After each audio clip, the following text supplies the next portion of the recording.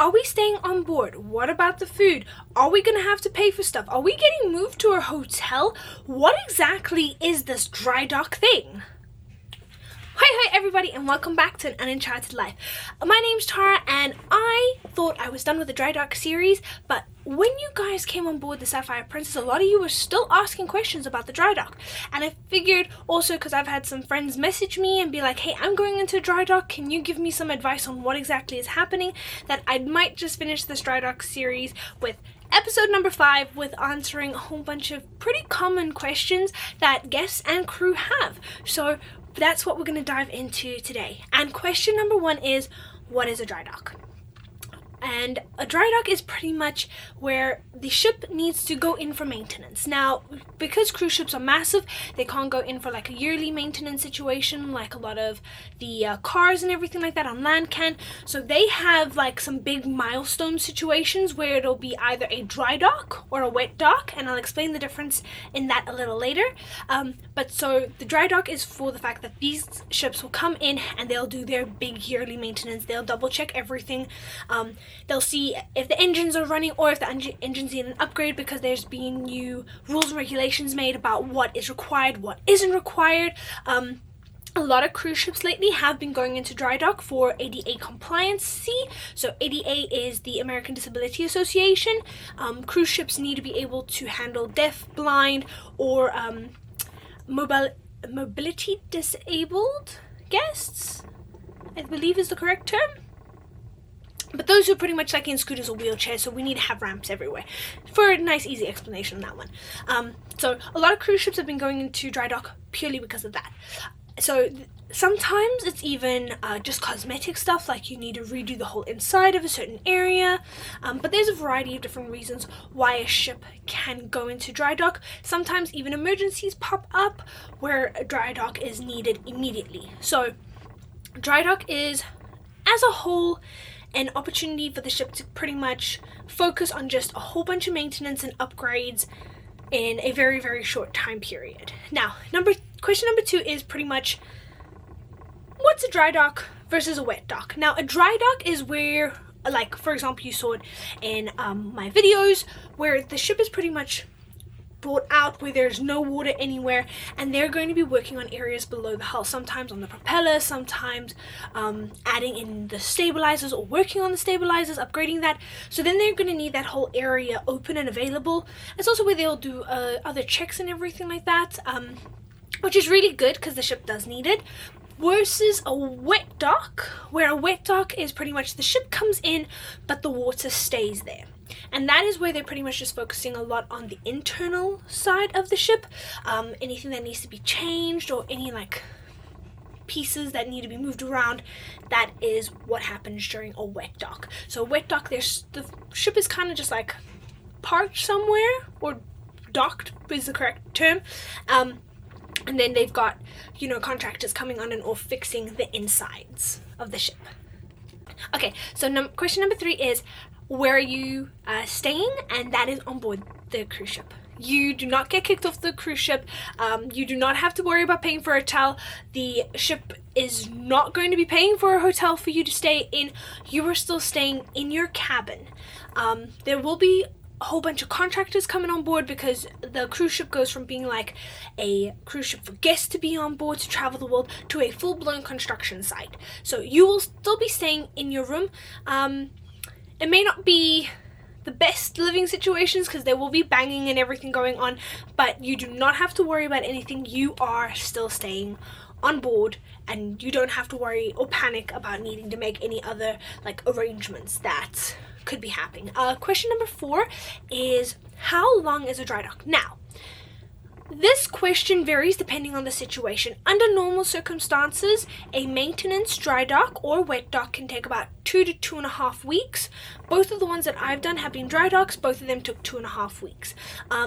Depending on the projects that you're going to be doing, sometimes the max they'll do it is 3 weeks, but they don't like keeping ships in for that long time of a period, because that is where they start to lose quite a bit of money, so they don't want to do that too much.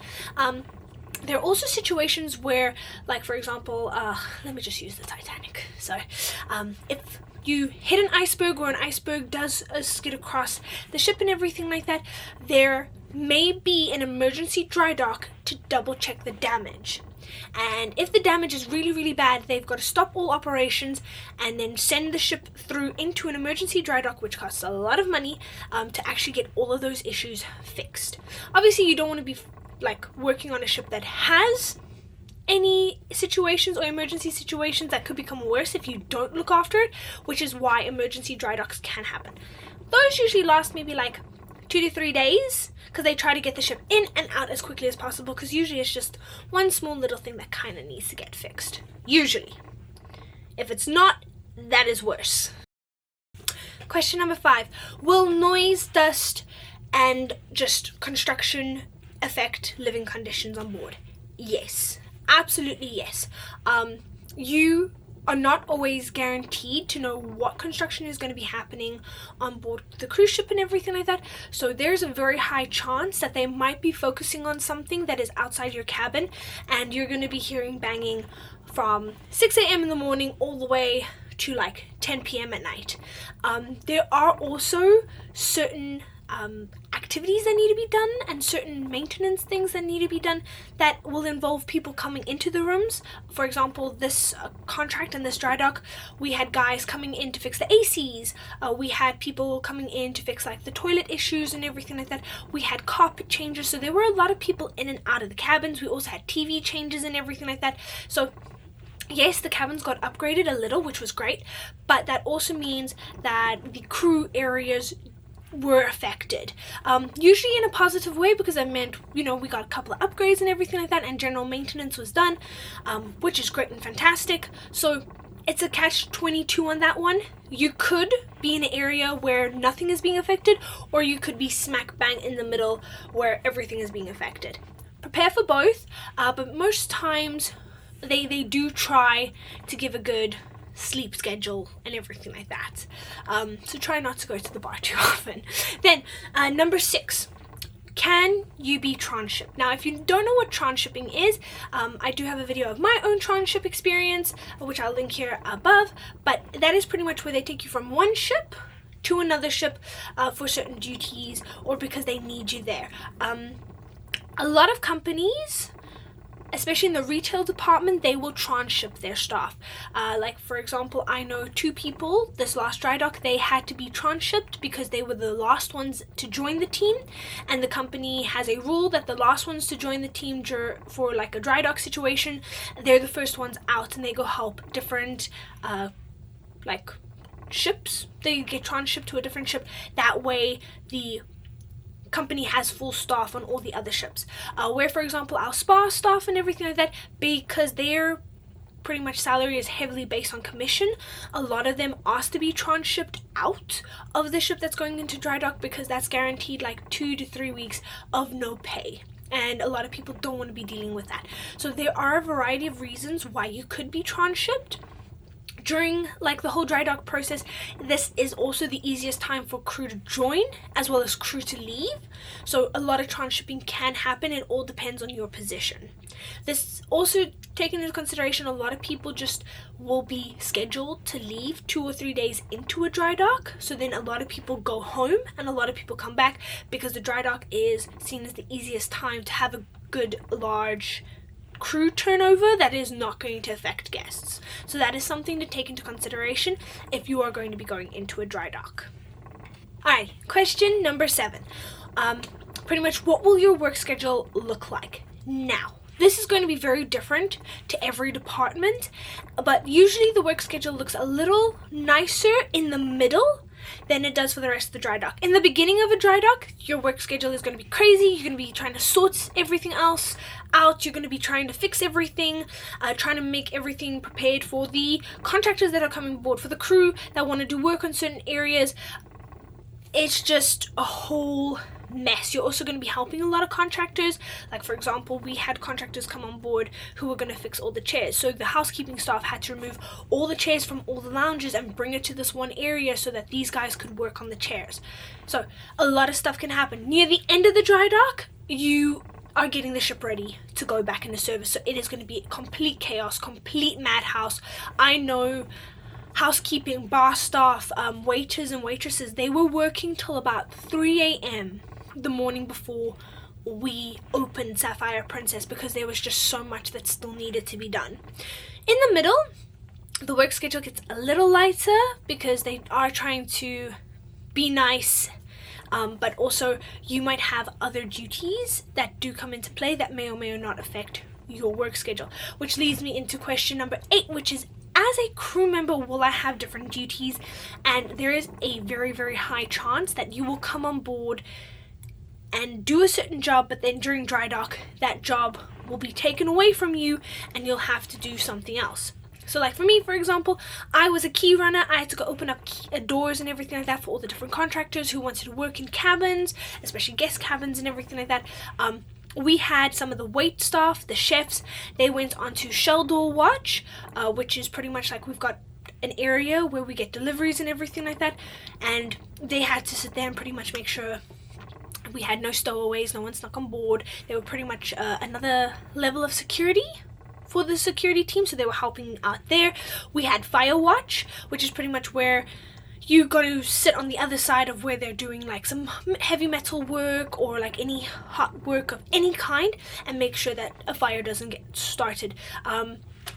I did see quite a bit of water and everything like that on the Sapphire Princess, this like dry dock situation, so fire watch is extremely important and it is required, but obviously this is just like some of the different duties that you may have to do and then get taken away from your other duties. So yes, the chefs and the waiters will still be cooking, still be housekeeping, will still be cleaning rooms and everything like that. However, a lot of the process and everything like that will be stopped to try to save water or conserve any energy and everything like that. So be prepared to have to do your job, and maybe not do your job by doing different other jobs that are on board the cruise ship that they need you to do during dry dock. Some of it's fun, some of it is not, but for me, I was able to get a lot of reading done because a lot of my guys were just working in empty cabins and I really didn't have to keep an eye on them. But for the cabins that they were working in that guests were inside, mainly contractors, I had to make sure that they didn't take any of the stuff. So we also then acted as like a double layer of security for the contractors that came on board to say that they didn't steal anything if anything went missing. Alright, question number 9. Will crew facilities still be available? This is a 50-50 situation. Depends on if the area is being worked on or not. For example, during our dry dock, we had water supply cut off quite regularly because they were working on pipes, they were working on a variety of different things that needed the water line to be stopped. So our crew laundry was stopped and all of that. So sometimes you don't get all of your facilities.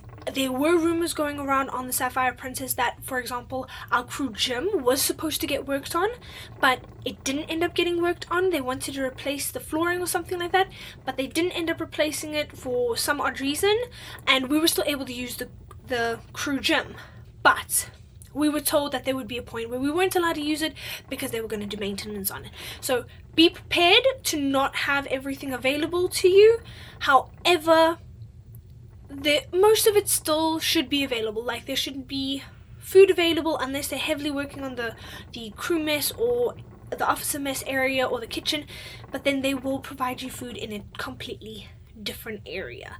So just keep an eye out for all of that when you do go on board, because this is situational depending on which ship you are on and what the dry dock is requiring you to fix. So keep an eye out for that one. Then number 10, will utilities still function while you are on board? High chance that no. Like, for example, with us having the water shut off, we couldn't really be taking a shower, so you had to plan your gym schedule very carefully. If you wanted to go to the gym and then you had work, you needed to make sure that you at least had water to go shower. At one point we had the entire AC system not working because they needed to replace some of the AC units and everything like that, so we didn't have AC. Luckily it was Portland, and Portland, in my humble opinion, is not the hottest state or city anyway, so I was pretty fine. I know some people really struggled with the heat. I was okay, but yeah, just be prepared for things not to work just because they're doing maintenance on it. And sometimes they'll let you know they're doing maintenance, like we got announcements about the water. Other times you just won't know, like we never knew that the AC had gone out. The only reason we'd figured it out is because the room kind of got a little hot. So yeah, it's a catch-22 on that one. Okay, question number 11.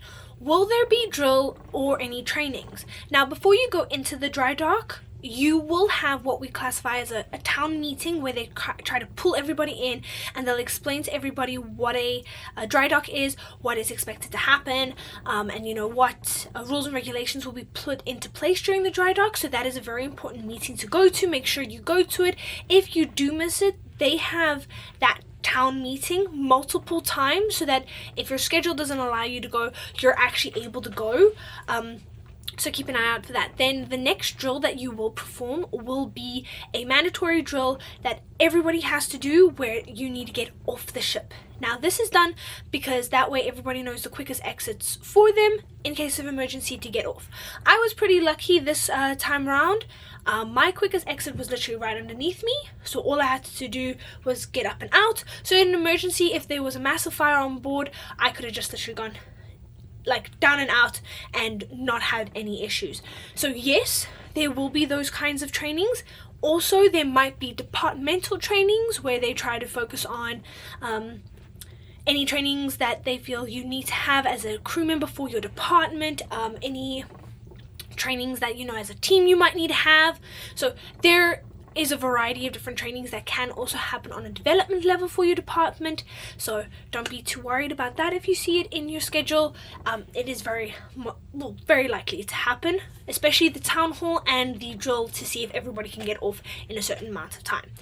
Then question number 12, will you receive your regular pay during the dry dock? And also what a lot of people want to know is there going to be a bonus? So yes, you will still receive your regular pay. Depending on what department you are in, will depend on whether or not you get a bonus. I know, for example, the bridge team, the deck department, bridge and deck department are the same thing, and the engine team. Engine and deck usually get a bonus for completing a dry dock, because dry dock usually indicates more work for them, because they're going to have contractors on board that are trying to pull them every which way, and there's a lot of safety that goes into it and a lot of stuff that happens. So they usually are the ones that get a small bonus. Me, for example, I just got my regular pay, which I was more than happy about, because I pretty much worked and did very, very minimal stuff. My work was not very intense as like an engineer or a decky. Was it still important? In a way, yes, but I was still able to probably explore a lot more than some of the other departments. The retail side, well, actually any revenue side, they, like casino, spa, shops, photography, they receive their basic pay, but receive no commission because no sales were being done. So it does depend on what department you are in, depends on what the benefits and the cons are going to be in that regard. I know that there's a lot of departments that would much rather go into a dry dock and not receive the commission. My first dry dock ever, I was in the shops on board, and I loved not having to like worry about making sales and everything like that, and have like just get my basic salary and go off exploring instead. So I thoroughly enjoyed it. I know some people, they would much rather be in a situation where they're selling and making money. I was more than happy when I worked in the shops to just be like, peace out, I'm actually going to like nap and relax now. So question number 13, will shore leave be granted, and pretty much will there be any restrictions? Now, under normal circumstances, shore leave is granted. Depending on where you are, depends on whether or not you will receive it. So for example, because we were in Portland, anyone who joined in Portland was not allowed to get off the ship, because for us to get an I-95, which is pretty much our little visa to go around the US in US ports, you have to leave the US country, then come back into it to get the I-95. So a lot of people, once they came on board, they were no longer allowed to leave the ship, which did kind of suck for a lot of people, but unfortunately it was just the way it worked, which does suck, but it is what it is. Then also, that being said, usually 9 50% of the time transportation is provided to a certain point. So I know when I was in Singapore, they provided us transportation to a mall, which also was connected to a train station, so we were able to pretty much go anywhere. In Portland, we were picked up and we were dropped off also by a mall, which also was very close to like some of the bus stops and everything like that if we wanted to go anywhere. So we were able to do quite a bit. The company does try to do their best to provide some form of transportation in those regards, which does make it a little nicer for you to actually be able to go out and exploring. With regards to restrictions, I've learned that it depends on your captain, your staff captain, and your safety officer. Because if they've had very bad experiences, especially with the crew on board leading up to the dry dock, they will set the harshest and strictest regulations and restrictions for you, where you have to be back on board by 11 o'clock every night, doesn't matter what. So it all depends. Then there are other captains where it's a case scenario of like, we will not place any restrictions on you or what time you need to be back on board unless you mess up, and unless you mess up badly. And it's not just in particular you. All it takes is one crew member to mess up for everybody. So please don't be that crew member. If you want to go out drinking and everything like that, please don't come back and cause trouble for everybody else. Because we had that happen where one person, luckily it was like a day before we were shutting down the gangways and everything like that. They came back totally drunk, totally wasted, and that caused a lot of issues for everybody else. So please don't be that person. Then question number 14, will the ship's appearance change? This is a kind of a 50-50 situation. The outside of the ship 90% of the time does not change unless they're doing some very, very drastic changes. I know, for example, like the Grand Princess, she had the back taken off, and she's now got like a very open area at the back, where the rest of the princess ships all kind of look like they've got the little area up top. So that is where the nightclub is. So it all depends on stability and a whole variety of different things on whether or not they'll change the physical appearance on the outside. A good 80% of the time it is the inside that is changing, whether that means they're adding cabins or fixing things to be ADA compliant or a variety of different things. So just be prepared for if you do come back on board as a guest or crew and the ship you've worked on before or have gone on before went into dry dock, there's a lot of changes that could have happened. And then last and not least, question number 15, what happens if we don't make it out of dry dock in time? Well, first of all, the whole dry dock process, we always give ourselves a buffer time period because we need to do some tests and everything like that out at sea. So we usually have about 3 to 4 days to make sure that we are in compliancy and everything like that to make sure we can get out of the dry dock in time. That being said, we do have to pass mandatory tests and everything like that to make sure that we are still safety compliant, because if we're not safety compliant, then the ship isn't good to travel on, and that is a very, very bad situation to be in. So we do make sure that we run all the tests and we're good.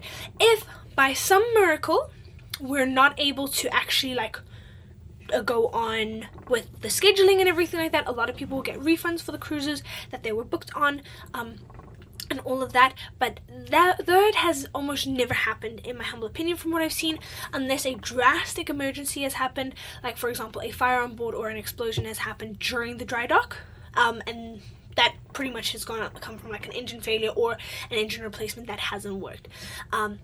As a friendly reminder, 90% of the time, the ship that goes into dry dock comes out a lot worse than when it went in, purely because you were trying to fit a lot of maintenance and a lot of work into a 2.5 week time frame, when some of the stuff needs about maybe 2 to 3 months to actually make happen. So please be nice to the ships that you go back onto, especially if you know it's come right out of a dry dock. It is not at its full potential or its best capacity, only because there's probably a glitch or two somewhere along the line. However, the company does always do their best and try their best to make sure that we are out on time. Otherwise, thank you so much for joining me for this last and final episode of the dry dock session. I thought I was done, but I wasn't. So here are all the Q&As. I hope that's helped. If you have any more questions, let me know in the comments below and I'll see what I'm able to answer. If I didn't answer the question already in this nice little video, and that doesn't matter if you're crew or guest, pop them down below and I'll do my best to answer it in a way that hopefully you understand, because sometimes using crude terms and everything like that, and it's not very common language for everybody else, but because I work on a cruise ship, it is for me. Otherwise, thank you so much for joining me for all the highs, the lows, and everything between. My name's Tara from An Uncharted Life. Bye!